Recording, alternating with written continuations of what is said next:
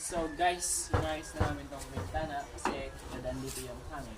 So, ang ginawa namin, nagyan namin ng trapa. Ano? Para hindi makahangos. Pagdating ni Pipito dito, hindi siya makakapasok. Ay. Okay, so bigyan mo doon. Tingnan mo yung bintana. Diba? Sarado na yan. Pero ito hindi. Nasaan na ba yung tire wire? Ang tagal naman.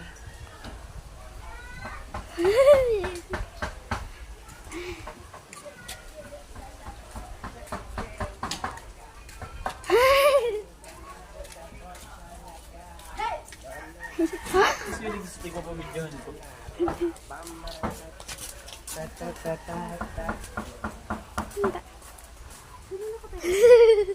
So, panso ka na doon, maribo ko nga to.